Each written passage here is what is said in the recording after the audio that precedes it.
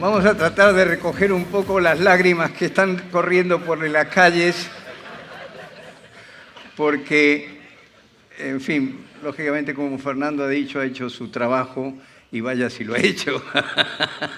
Pero bueno, nosotros no tenemos ningún sombrero puesto en este momento, y vamos a tener un panel ahora con 3 distinguidísimos empresarios y directivos.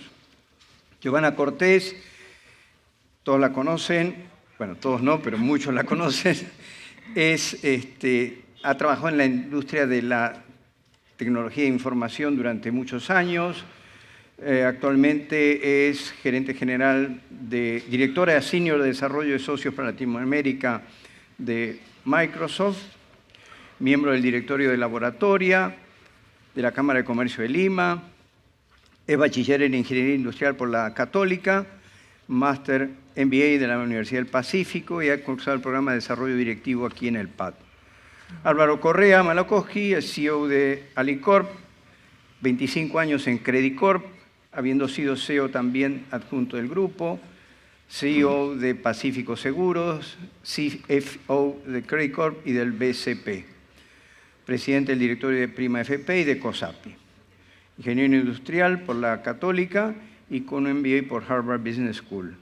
Y el señor Ricardo Márquez, un empresario y político muy conocido en el país, fue primer vicepresidente de la República del Perú durante el segundo periodo del gobierno de Fujimori. Ha sido presidente de la Sociedad Nacional de Industrias en 2 oportunidades, entre el 94 y 96 y el 2018 y 2021. Estudió y se graduó en Ingeniería Industrial en New York University. Muy bien, este panel que queremos que sea ágil con las respuestas sobre todo, busca diversos contextos. El primero es justamente como un empalme de lo que hemos escuchado hace un rato. Hemos pasado por épocas difíciles, duras, complejas. Bueno, ahora, ¿cómo enfrentamos esto? Entonces yo diría, preguntándole a Giovanna en primer lugar, ¿cómo describiríamos el estado de ánimo de los empresarios en el Perú? ¿Hay espacios para la esperanza? Primero, gracias por la invitación al PAD, que también es casa. Estudié aquí hace muchos años. Bueno, creo que todos nos hemos quedado medio movidos por la exposición previa. Hemos sentido un poco de dolor. Y creo que está bien, porque tenemos que actuar. Pero pensando un poco y respondiendo a tu pregunta, el estado de ánimo del empresariado está alineado al estado de ánimo de los ciudadanos y claramente hay una incertidumbre, ¿no? Por un lado, lo que expuso el señor del Rincón, que tiene que ver con la falta de instituciones serias, con la corrupción, con todo lo que estamos viviendo en general con la inseguridad y sobre todo porque estamos en un periodo preelectoral que está a pocos meses las elecciones y sentimos que hay mucha fragmentación y eso nos preocupa, nos asusta. Pero por otro lado también, para tener un poco de optimismo, vemos que nuestras cifras macroeconómicas están bien, hay respeto por ellas, la inflación está baja, la moneda sólida y tenemos un Banco Central de Reserva que realmente es respetado, es serio. Y queremos agarrarnos un poco de eso para tener optimismo. Y hay áreas, hay industrias que la están pasando bien, que obviamente hay crecimiento, agroindustria, tenemos una información sólida desde el punto de vista de tecnología, que es el mercado y la industria que yo represento, donde aquí me voy a parar a ambos lados del escritorio. Claramente todas las organizaciones que estamos en la industria, sean pequeñas empresas, medianas o grandes corporaciones, como Microsoft y otras que hay en el país, estamos viendo una gran oportunidad de negocio, de crecer, porque definitivamente nuestro país tiene una brecha digital muy grande en todo tipo de empresa.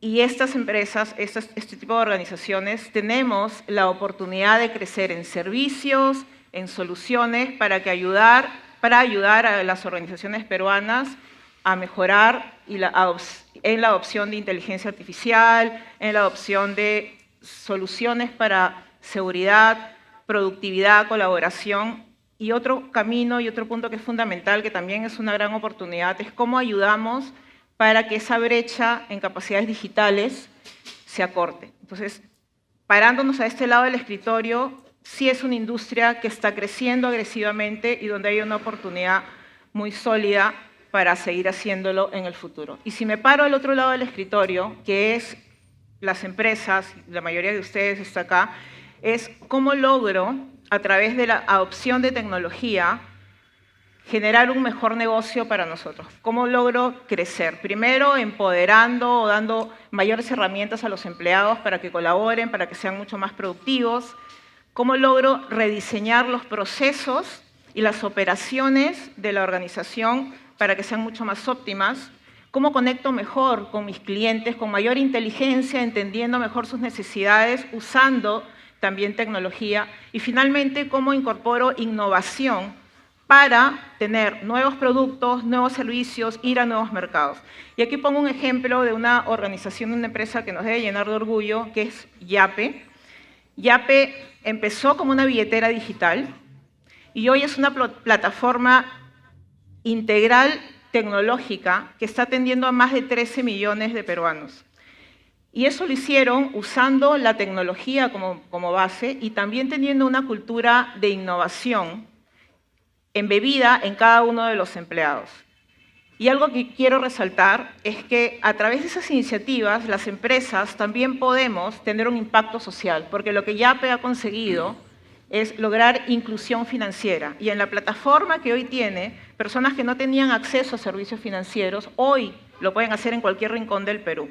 Entonces, así como esta organización, cada una de las organizaciones a las cuales pertenecemos y tenemos el equipo de liderazgo aquí, podemos tomar decisiones y entender cómo no solamente mejoro mi organización para tener mayor rentabilidad, sino a la vez cómo logro un impacto social.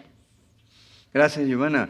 Ricardo, ¿qué oportunidades ves tú en este medio en el que estamos, con una cierta incertidumbre, con perspectivas complejas, variadas? ¿Qué oportunidades ves para el país? Primeramente, muchas gracias por la invitación a todos ustedes. Yo soy realista, he estado en los años 90 en política, he visto lo que ustedes todos saben, el terrorismo. Siempre mi referencia es el año 90, ¿no?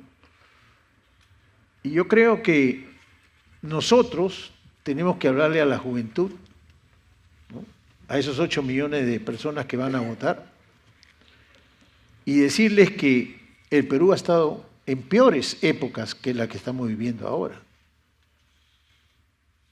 Y también decirles a ustedes que esto, que es el tema número uno, la preocupación número uno, que es la seguridad, sí se puede resolver y sí se debe resolver, porque lo único que tenemos que ver es, a veces, leer un poco de historia, no solo del Perú, sino de otras partes del mundo, como Nueva York. 1980, Giuliani, el fiscal número 1 de Nueva York, y el FBI. Y entre ellos dos resolvieron el problema. El mismo problema que hoy vivimos, revísenlo, se resolvió. Claro, se tiene que hacer las escuchas y todo está basado en las escuchas, pero aquí ese problema lo tenemos que resolver, ¿no? Nosotros en la Sociedad Nacional de Industrias hemos trabajado en el relacionamiento con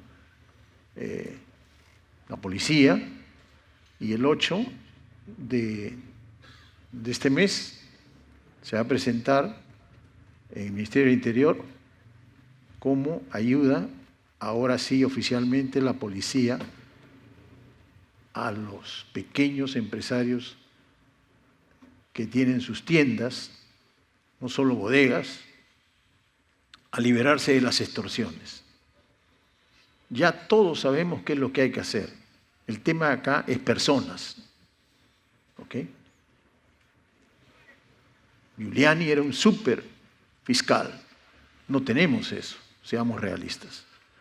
No lo tenemos que hacer lo que tenemos que hacer. Y la policía también no es la FBI. Nosotros sabemos todo lo que pasa. Y creo que yo soy entusiasta porque nosotros tenemos que hacer cambiar el país. Nosotros. Hay instituciones que no funcionan. Pero mírenme, se lo voy a decir de frente. Esta institución es una élite, al igual que los empresarios que estamos acá. Nosotros necesitamos tener un relacionamiento con la sociedad. Necesitamos tener esas élites, un relacionamiento con los populistas y buscar un punto medio. ¿Qué significa eso? Por decir, hay empresas hoy en el Perú que dan becas, grandes corporaciones peruanas que dan becas. Y ese es el camino para relacionarse con el pueblo, desde el punto de vista empresarial. Yo he vivido 8 años en Múnich y una de las cosas que más me sorprendió fue la cantidad de fundaciones que tenían las grandes corporaciones y que básicamente regalaban becas. Y como les digo, en el Perú hay 20.000 empresas grandes que pagan el 80% de los impuestos. Yo creo que hay que hacer un esfuerzo para que estas instituciones digan y lo hagan de llegar a la población. De aquí a abril se puede hacer eso. Hay muchas otras cosas que podemos hacer los empresarios, obras por impuestos que se están haciendo para hacer cárceles, pero eso está demorando. Se lo dijimos y lo hablamos con el gobierno hace un año y recién están comenzando a moverse.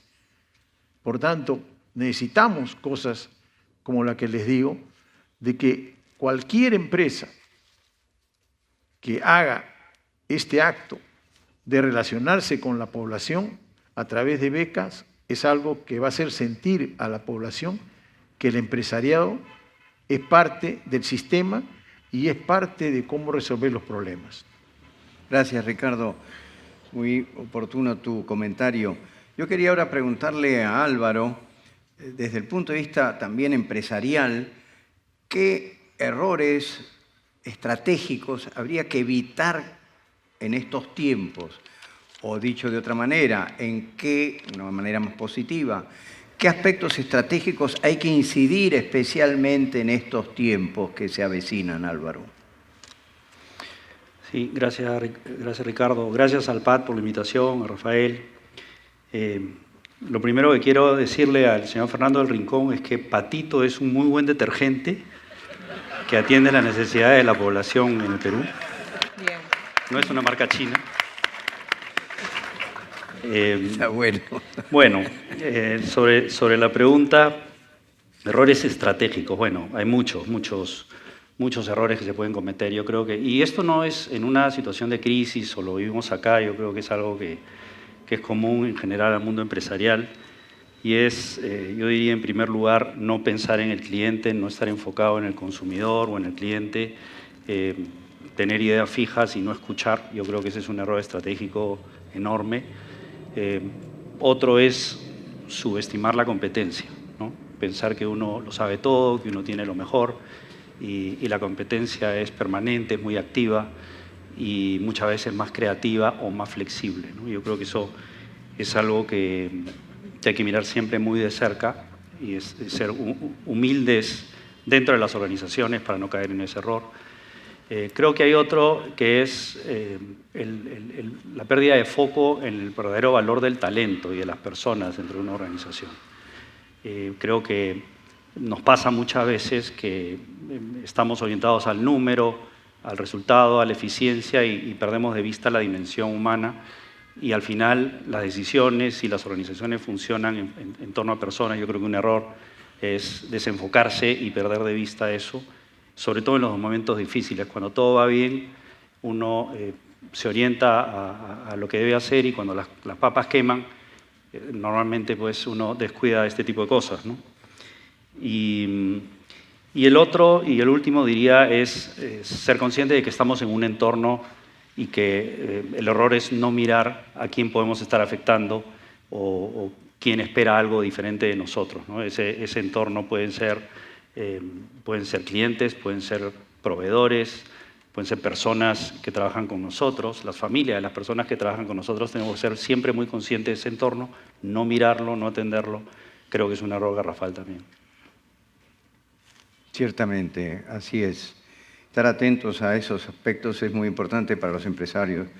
Y ahora estamos con la inteligencia artificial, que ya no es una posibilidad, ya no es una cosa que se nos viene, estamos ya en plena inteligencia artificial, ¿no?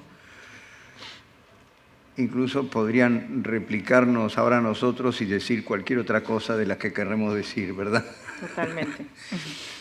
Pues tú, Giovanna, que estás en el mundo de empresas de alta tecnología, ¿qué nos podría decir que nos pueda ayudar a las empresas y a los empresarios a utilizar de manera adecuada esta inteligencia artificial?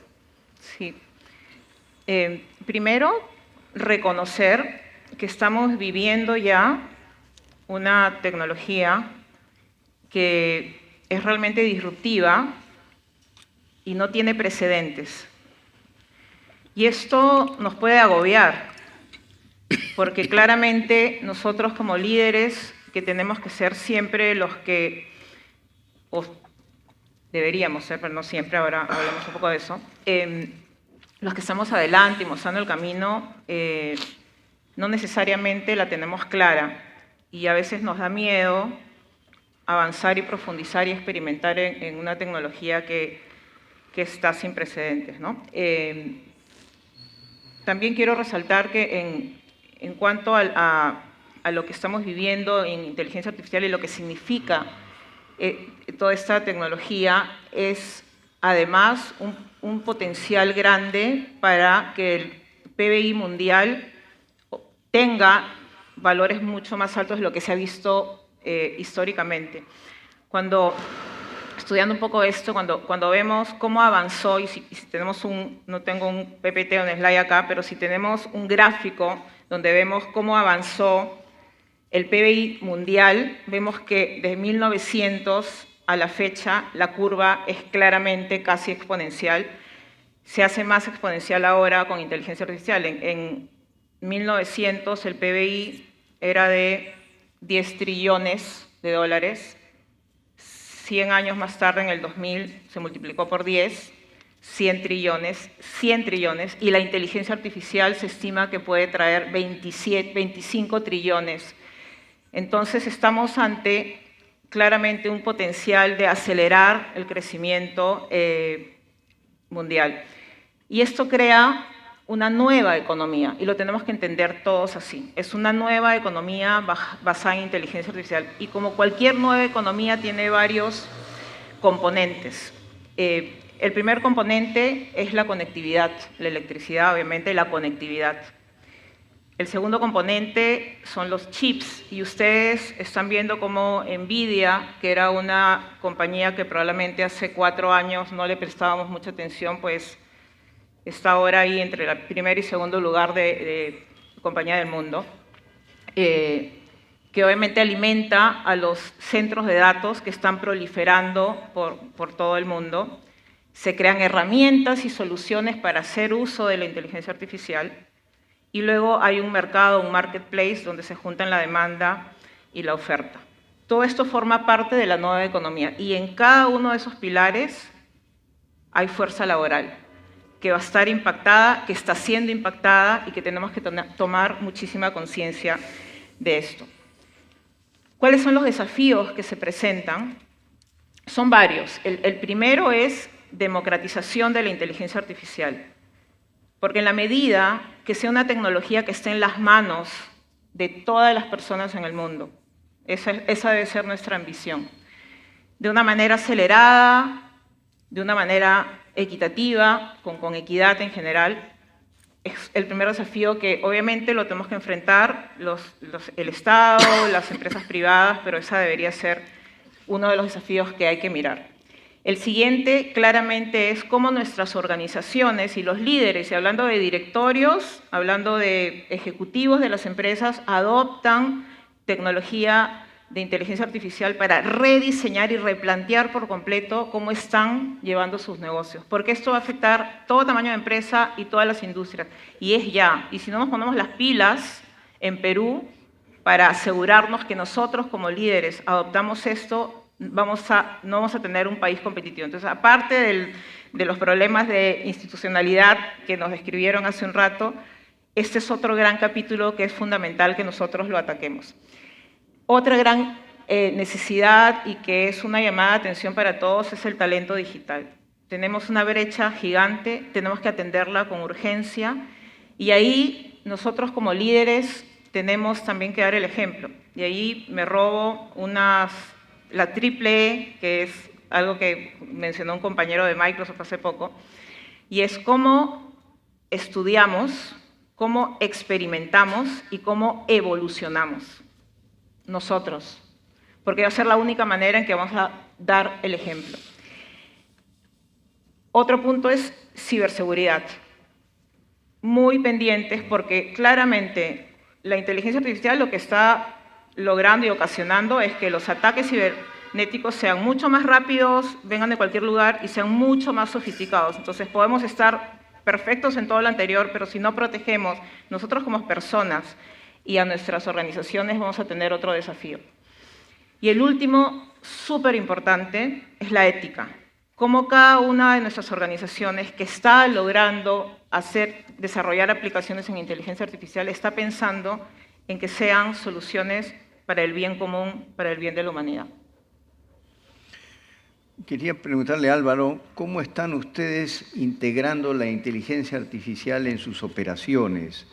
¿Qué impacto real ha tenido en todos sus trabajos desde el punto de vista de la empresa, de las decisiones estratégicas, de las operaciones, en Alicorp, por ejemplo? Sí, yo te diría que aún es algo bien limitado. Hay, sin duda, experimentación interna, hay algunos procesos que estamos ya llevando a cabo en temas que uno no se podía imaginar, como publicidad o como ventas, donde estamos usando inteligencia. Pero quizás la reflexión ahí es no perder la brújula, ¿no? O sea, estas son tecnologías nuevas que necesitamos conocer, necesitamos tener gente dentro de las empresas que experimente un poco más, que tenga curiosidad y promover esa curiosidad, pero creo que es un error poner ahora a toda la empresa y volverse loco con el tema de inteligencia artificial. Yo creo que son herramientas que tenemos que nuevamente aprender a usar adecuadamente dentro de una estrategia corporativa, de una estrategia de negocios que tiene que seguir funcionando. Entonces hay que poner un balance en las cosas, ¿no? Hay que usarla bien y no hay que escuchar tanto a los consultores que tratan siempre de vendernos, soluciones de este tipo. Álvaro, muy mal. Hay que escucharlos un poco, pero no tanto. Sí, Está bien.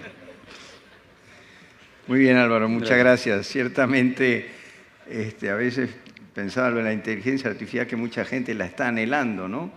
La está anhelando, y como aquel que decía, tanto que te soñé y ahora no me dejas dormir, ¿no? Ricardo, tú que en la vida gremial intensa que has tenido, pues las inversiones, ¿cómo crees que los gremios orientan más su acción como gremios? ¿En qué orientan su accionar desde el punto de vista de inversiones, en tecnología? ¿Qué es lo que ves tú en talento, en procesos internos? Mira, los gremios en verdad son una institución necesaria para defender al país, ¿ok? Así es como nosotros lo vemos en la institución, en la SNI, para proponer al gobierno políticas de desarrollo, no para hacer lobby, y siempre decimos ahí, primero es el país, segundo es el gremio y tercero es la empresa, ¿no? Nosotros somos claros en esos temas. Hacemos, por decirte, una propuesta para que haya más desarrollo, ¿no? Como lo que hemos hecho en Chancay, que algunos no creen, pero con todos los peligros que significa el trabajar con la China, igual decidimos que tenemos que apoyar, ¿no?, este relacionamiento para que vengan empresas, principalmente, que ya las hay, de la China acá en el Perú, pero no es tan fácil. Hay unos problemas que no vienen al caso acá, pero tenemos problemas ya de cumplimiento de las leyes peruanas en empresas que vienen y que tal vez no están acostumbradas, porque en otros países el Perú sería un distrito, ¿no? Entonces ahí ha habido unos problemas, pero yo quisiera hablar un poquito lo que han hablado ustedes de inteligencia artificial en cuanto a si va a ayudar a crear empleo o no va a ayudar a crear empleo, ¿no? Porque ese es el debate, ¿no? Yo creo que la inteligencia artificial es como la luz, cuando apareció y se va para adelante, ¿no? No hay retorno. Entonces, ¿qué sucede? La inteligencia artificial, ¿cómo le afecta al Perú? Por decirte, en la agroindustria, en lo que es otro tipo de industrias, ¿no?, donde hay repetición, ¿no?, y donde todo el mundo habla y lo dicen que van a desaparecer varias profesiones, ¿no? Entonces, ¿qué hacemos nosotros como país, que ya tenemos eso encima en los próximos 5 años? ¿Dónde creamos empleo? Teniendo en consideración que tenemos que usar la inteligencia artificial. Y cuando uno habla de un trabajo con inteligencia artificial, uno lo divide en tareas, y tal vez en esas tareas se puede aplicar la inteligencia artificial para que le ayude a la empresa poder hacer el trabajo más productivo para poder competir, porque nosotros vamos a competir con el mundo, estamos compitiendo con el mundo. Entonces también tenemos que utilizar la inteligencia artificial para que nos dé más productividad y para que baje los costos, ¿no?, para poder competir. Entonces, la inteligencia artificial, ¿qué debemos hacer? Mira, ve, hoy día en el Roosevelt están enseñando a los niños inteligencia artificial. Están trabajando con inteligencia artificial. Eso a mí me ha sorprendido, porque la verdad es que quisiera que eso lo tengan todos los niños del Perú, ¿no? Pero eso ya está pasando hoy día en el Perú. Y también hay programas como Watson de IBM que se están dando en los colegios de secundaria en España, ¿no? Y acá también deberíamos hacer algo eso como este programa Watson, que se le dé a los chicos de 4º y 5º año de secundaria.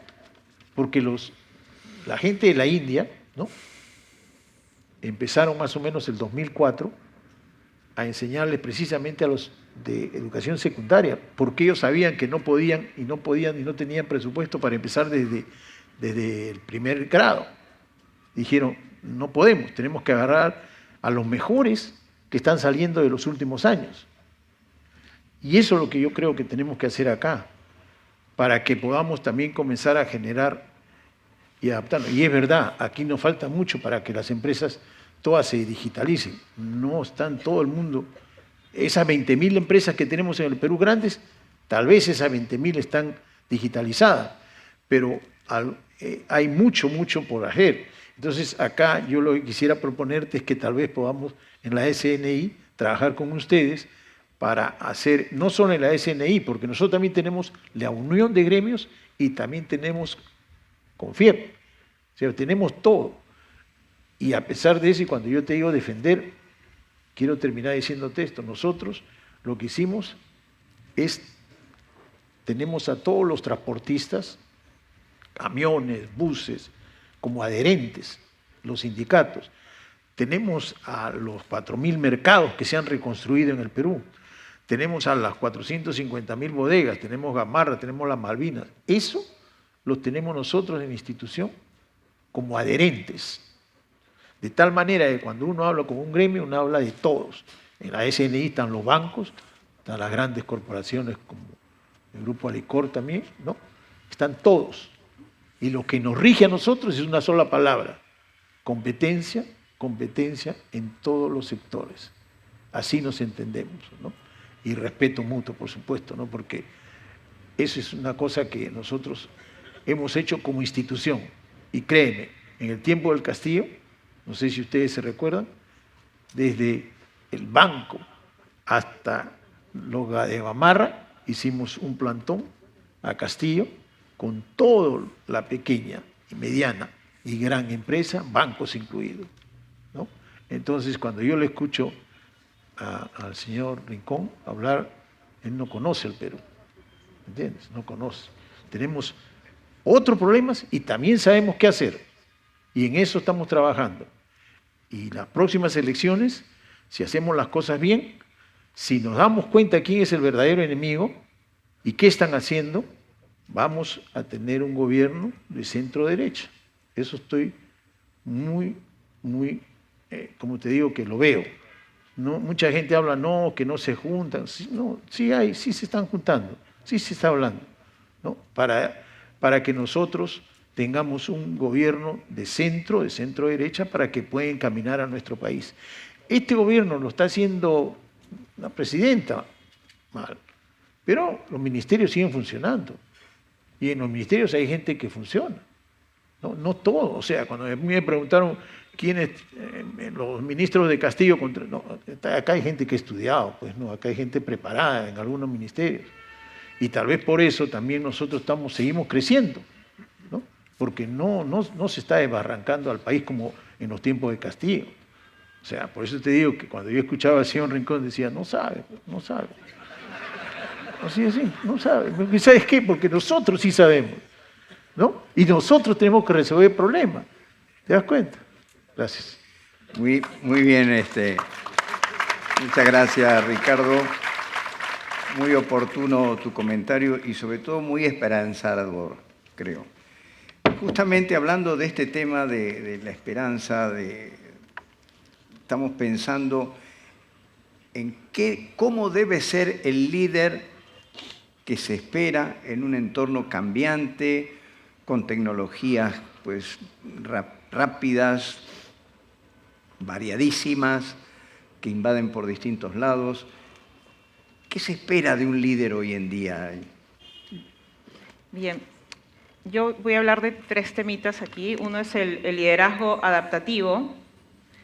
El otro tema es la motivación trascendente, que nos debe resonar a todos como alumni, y el compromiso con el Perú. El liderazgo adaptativo, que se acuñó en Harvard en el 2009, está muy vigente ahora, y habla primero de un liderazgo técnico, que es cómo aplicas soluciones existentes para problemas conocidos. Pero la realidad hoy es que no tenemos certeza de por dónde vienen las soluciones y encima tenemos que innovar sobre la marcha. Entonces, ¿qué se espera de un líder bajo este concepto? Primero es que sea un líder humilde. Un líder humilde es aquel que reconoce que no tiene que tener todas las respuestas. Un líder que da espacio para que otros puedan contribuir, que cede el poder en ciertos momentos, obviamente en una organización que está bien regida por principios y valores. Entonces la humildad es fundamental. La otra característica es que sea un líder inclusivo, porque ¿cómo vas a ser capaz de construir la solución a un problema que no tienes certeza de por dónde ir si es que no incluyes la voz de todos los que están en una sala de reuniones? Y tienes que tener políticas y asegurar que las personas se sientan comprometidas con esa solución que estamos buscando y entreguen un poco más de su tiempo, un poco más de su energía y asocien y quieran realmente estar en una línea de y quieren pertenecer a la solución y al compromiso. La otra característica del líder tiene que ver con empatía. Cómo en este momento un líder tiene que ser capaz de entender lo que está pasando por la cabeza, por el corazón y, ¿por qué no?, por el estómago, por las vísceras, que muchas veces tenemos esas situaciones de cada uno de sus empleados. Porque va a ser la única manera, en esa cercanía, de poder comprometerlos, de poder jalarlos a que en momentos en que hay esta situación que no quieren cambiar, pueden estar mucho más cerca para asegurar este compromiso. Y finalmente, abrazar la innovación, el aprendizaje. Tenemos que ser líderes que constantemente estamos aprendiendo, que somos modelos de cultura en esto, que creamos una cultura en la organización que busca que todos aprendan, que existe esa curiosidad también, y también tolerancia, porque obviamente estamos en situaciones en las cuales nos podemos equivocar y tenemos que brindar esa tolerancia a los empleados para que se puedan equivocar, abrazarlos, seguir con ellos e ir en esa línea. Esto es el liderazgo adaptativo, y el siguiente punto para mí es, yo hice el programa de desarrollo directivo hace como 18 años y a mí me cambió la vida y la forma de liderar todo el concepto de motivación trascendente, porque realmente es como yo misma y como el equipo y los equipos que he tenido a lo largo de mi vida he logrado o he intentado que conecten su día a día y lo que están haciendo para la empresa con un bien mayor, con un objetivo mayor. Y yo creo que eso es lo que tenemos que hacer. Hoy tenemos tantas necesidades en el Perú. Algunas cifras de la anemia infantil, por ejemplo, 1/3 de los niños entre 3 meses y 36 meses tiene anemia infantil. Hay más de 4 millones de personas que no tienen agua potable. Y en fin, podemos enumerar miles. Entonces, hay suficientes ejemplos en los cuales nosotros, como alumni del PAD, podemos tener esa motivación trascendente de ir más allá, de no solamente buscar la rentabilidad y cómo estamos bien en nuestras empresas, sino tenemos un impacto social. Y también nos involucramos en lo que viene pronto, que son las elecciones, en crear mucho más conciencia y todo lo que nos dijo el señor de Rincón, que creo que algunas cosas no estarán muy ciertas, como mencionadas, de que no conoce algunas del Perú, pero yo creo que el objetivo que tenía era despertarnos también como ejecutivos, como líderes de las organizaciones, para involucrarnos mucho más, porque el costo de no hacerlo puede ser muy alto. Gracias. Álvaro, muchas veces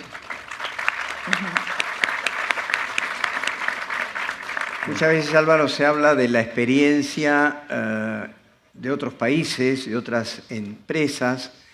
En el caso de ustedes, que son una empresa de consumo masivo, con presencia nacional, también regional, ¿qué dirías tú que les enseña más? ¿La experiencia nacional, regional o el contexto global?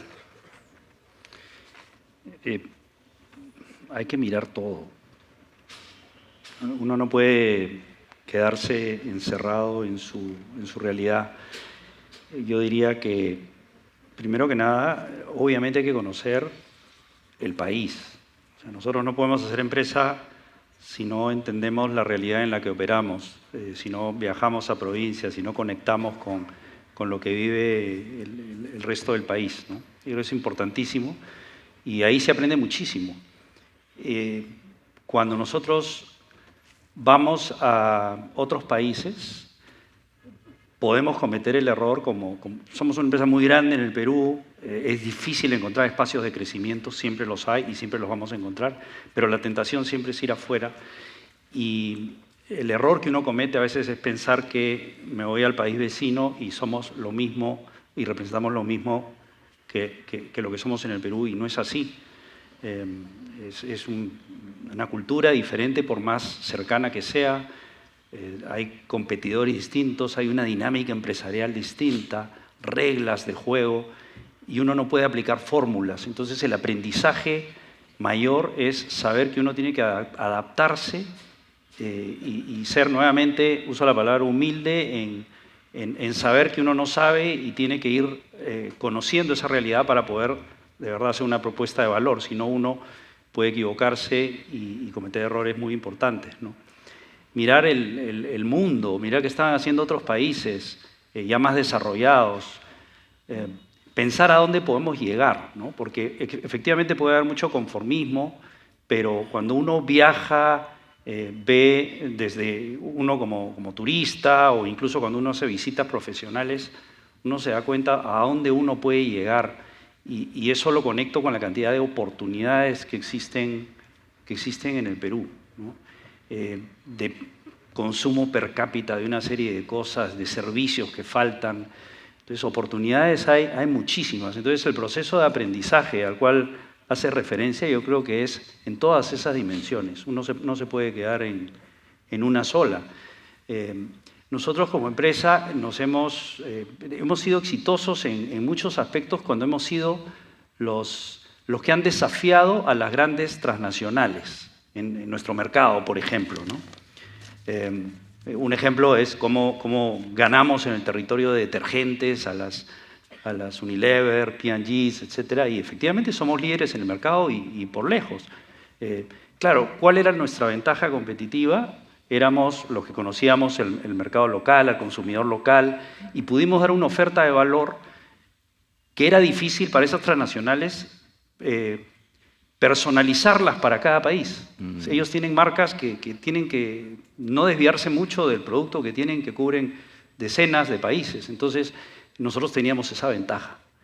Sin embargo, también nos ocurre a nosotros en nuestro país con otros que pueden tener más flexibilidad, que pueden encontrar nichos, y donde nosotros somos esa, entre comillas, transnacional, rígida, y que esos emprendedores son mucho más flexibles. Entonces uno tiene que también darse cuenta que no necesariamente uno juega siempre en la misma dimensión. Entonces, aprendizaje en todos esos aspectos creo que es un tema fundamental en las empresas, estar permanentemente abierto a aprender y a aplicar rápidamente lo que uno aprende, ¿no? Muchas gracias. Gracias. Ricardo, ¿qué legado crees que deben dejar los empresarios y las empresas en el Perú? El otro día hablaba con Roque y me dijo, es la responsabilidad social de la empresa, no es solo del medio ambiente, es social de la empresa. ¿Ya? Claro, eso lo hicieron los alemanes en 1950, los americanos hace 20 años, y acá ya lo podemos hablar y decir, porque muchas veces yo te digo, en 2018, cuando yo hablaba así, me miraban como bicho raro. ¿Qué estás hablando, Ricardo? No puedes hablar eso. Valor compartido, no puedes hablar de eso. Me lo decían. Yo decía, bueno, yo venía de Alemania, ¿no? Entonces, ¿qué sucede? La empresa, y el caso de minería, por decirte, tiene pues un gran desarrollo de una mina, pero abres la puerta y la gente no tiene agua, ¿no? Y tarde o temprano eso te va a chocar como empresa. ¿Por qué? Porque tú tienes que, de una u otra manera, colaborar. Pero algunos me decían, no, pero nosotros no somos el Estado. Eso tiene que hacerlo el Estado. Pero hoy día ya nos damos cuenta, ¿no?, de que a través de obras por impuestos se puede hacer todo de convertir a esa pequeña ciudad que tenga todo, desde escuela, carreteras y todo lo que se necesita para que se quede pues una modernidad, ¿no? Y yo creo que el legado del empresariado peruano es ese, ¿no? Ir tratando de llegar más a la responsabilidad social que tenemos como tal, lo que hemos tenido la suerte de pasar por una escuela y una universidad buena como esta, ¿no? Y te digo buena como esta porque ya tú sabes por qué, ¿me entiendes? Pero, ¿qué sucede? Eso yo creo que es parte del legado del empresario y eso es lo que nosotros quisiéramos que se quede como normal, ¿no? Que ya no se diga, ok, el gobierno no lo hace, no lo puede hacer. ¿Y qué dijimos nosotros? Oye, vamos a hacer las cárceles nosotros. ¿Te das cuenta? Eso es lo que tenemos que hacer, dejar de decir, no es mi responsabilidad, yo pago mi impuesto, todo el mundo paga impuestos, pero ¿qué otra cosa más podemos hacer para que la gente se identifique con el sistema? Porque el problema en el Perú es que la gente no se identifica con el sistema. Entonces, ¿qué tenemos que hacer para que la gente se identifique con el sistema? Y eso lo tenemos que seguir trabajando. Y déjame decir esto, ¿no? La inflación estos 6 meses ha sido 1.3, ¿sí? Pero la inflación de alimentos 2.4. Y eso, cuando tú lo trasladas a un señor que gana 2.000 soles al mes o 4.000 soles al mes, significa el 40 o el 60% en alimentos. Entonces, tú dices, no, yo decía, no, estamos bien porque estamos en 2. No estamos bien, ¿no? Porque hay, en teoría, 27% de la población en pobreza, pero a esas personas, esa inflación de 2.4 es mucho, ¿no? Entonces, ¿qué sucede? Nosotros debemos decir qué hacemos, especialmente qué hacemos de aquí hasta abril del próximo año, como empresarios, ¿no? Los alimentos están caros, no es oferta y demanda, eso no va a variar. Entonces yo decía, ¿qué hacemos? Bueno, todos los que estamos acá trabajamos con empresas, ponemos tarifas, incentivos, ¿verdad? Para que la gente produzca más a través de tarifas o incentivos. Bueno, ahora hagamos un ejercicio de que mejoremos esas tarifas y esos incentivos para que la gente comience a percibir algo mejor. No nos queda otra. Porque si no le hacemos sentir a la gente que estamos preocupándonos por ellos, no va a crearse el ambiente para que ellos puedan decir, defiendo el sistema. Gracias. Bueno, agradezco mucho a Giovanna Cortés, Ricardo Márquez y Álvaro Correa por sus comentarios, sus opiniones y sus perspectivas para estas épocas de grandes desafíos que tenemos. Permítanme a mí hacer unas reflexiones finales. Yo me voy a parar, ustedes no se vayan, porque incluso van a estar más cómodos acá que allá, me consta. Y quería decirles yo algo que me parece que puede ser bueno que lo veamos como punto final. La empresa es una organización humana conformada por personas en las que existen grandes diferencias. Piensan de manera distinta, tienen criterios variados, con necesidades también distintas, objetivos comunes, que es lo que queremos que tengan. Y un objetivo fundamental de la empresa como institución es generar valor y compartirlo, servir a la sociedad, ser promotora de bien común. Para lograrlo, como todo organismo vivo, es preciso despojarse de vicios y males, rémoras y defectos que pululan en el ambiente y que fácilmente se contagian. Lo digo de manera enfática y rotunda.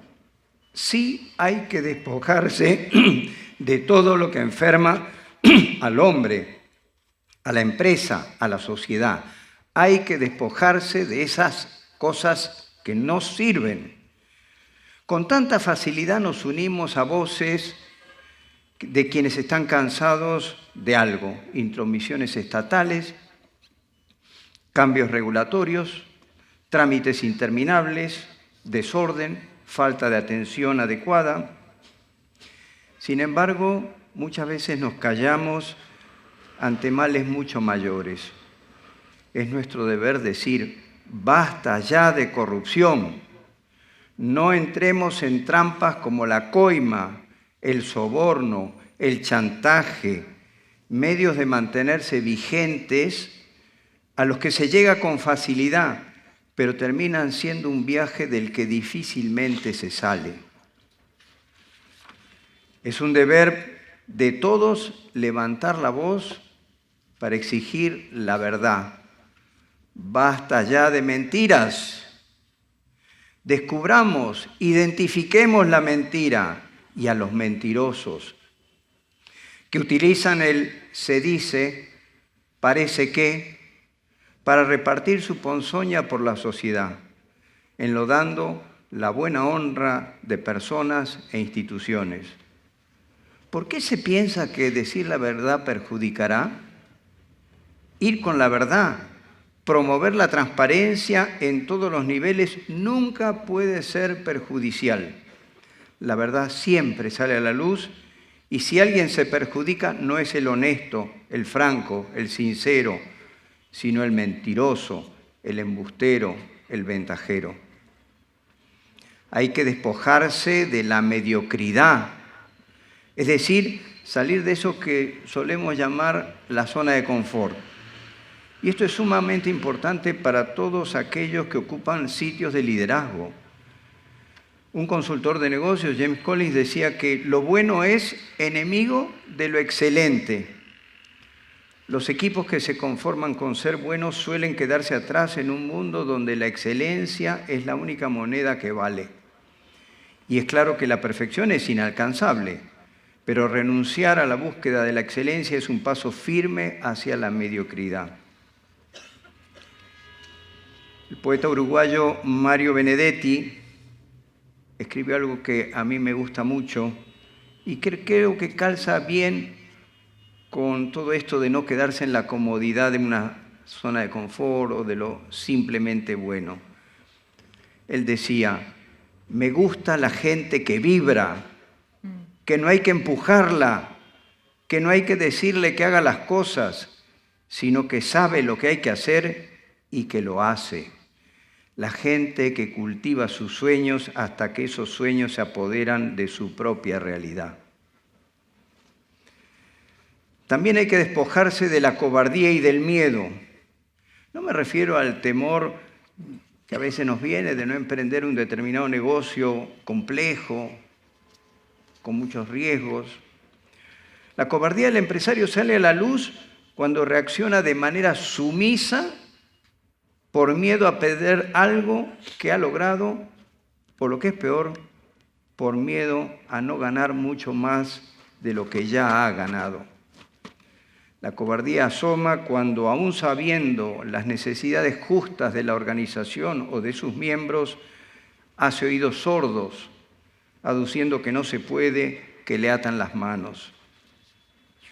Decía el filósofo Leonardo Polo, que ha venido varias veces a esta escuela, es humano tener miedo. Lo que no es humano es temer al miedo. Integrarlo hasta tal punto de que se convierta en miedoso. Las situaciones fáciles suelen entontecer y ablandar, no son las apropiadas para el directivo. Y el miedo suele generar otro factor, igual de terrible, tanto dentro como fuera de la organización, que es la mentira, la que acabamos de mencionar. Hay que despojarse de lo que a veces se llama el bolsillo propio, es decir, ser generosos con los demás. Aristóteles decía, ¿de qué sirve la abundancia de bienes si no somos capaces de hacer el bien? Ayudar a los demás en la medida de lo posible. Hay muchas necesidades y personas necesitadas. Y no me refiero solo a lo económico.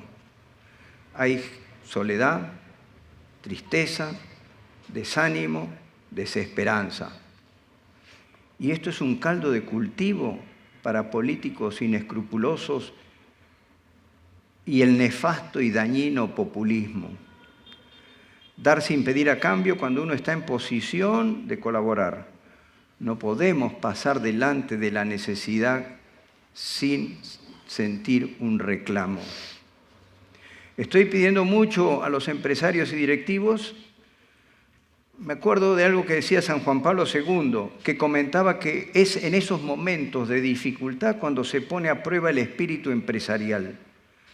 Se precisa mayor esfuerzo y creatividad, más sacrificio y tenacidad para no cejar en la búsqueda de vías de superación de esas situaciones. Actuar con valentía, dejar de deambular de un temor a otro y crear lazos de confianza y coraje en lugar de un autorretrato de líder cobarde. Conozco muchos empresarios valientes, muchos, esforzados y comprometidos con cambiar el entorno. Muchos. Pero hay muchos más que parecen ponerse de costado.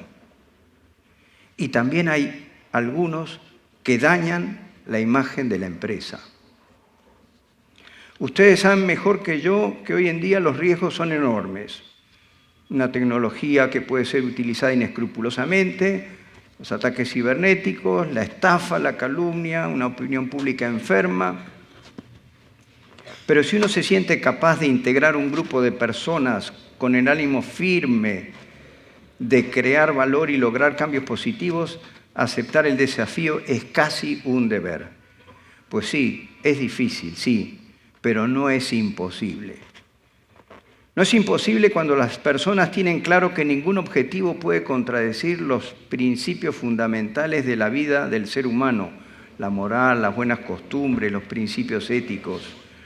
No es imposible cuando se tiene bien claro que el fin nunca justifica los medios.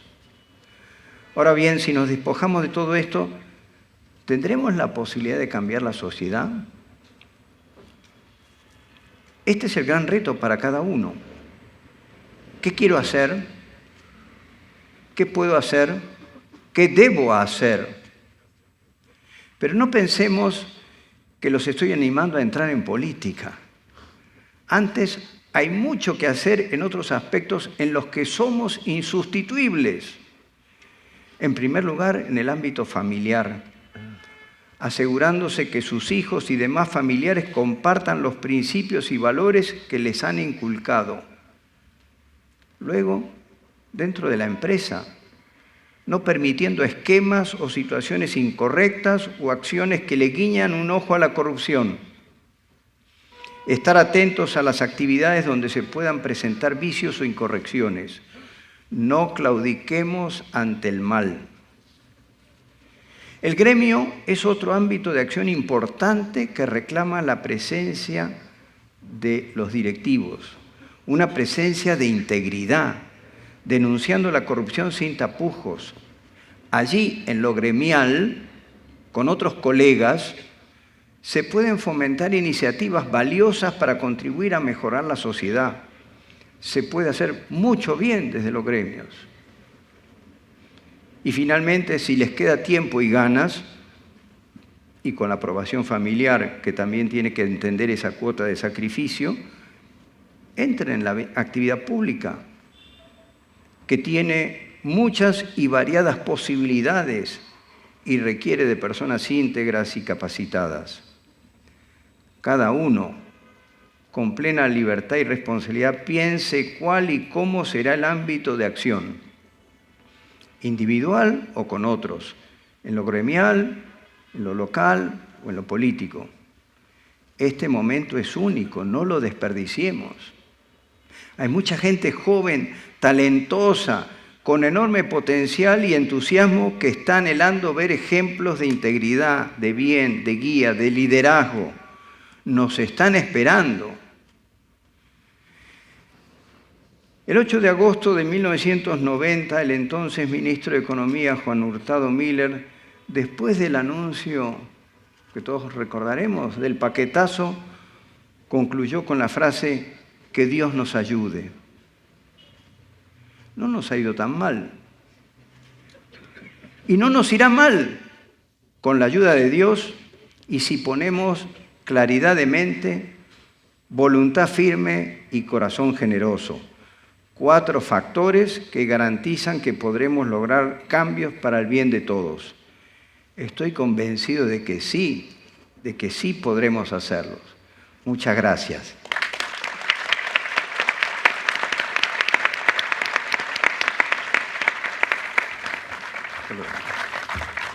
Agradecemos a nuestros panelistas, Álvaro Correa, Giovanna Cortés, Ricardo Márquez.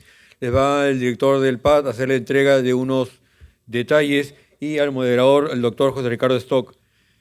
Cuando terminemos la ceremonia, los invitamos a pasar al patio central, donde es el cóctel, y además ahí se van a realizar los sorteos anunciados del Grupo F, del televisor, los altavoces y del premio de Maido, la cena doble y los paquetes Big Box gastronómicos. Muchas gracias por su asistencia. Pueden ir avanzando, yendo al patio central, donde vamos a tener nuestro cóctel y la música variada que nos han preparado. Billy.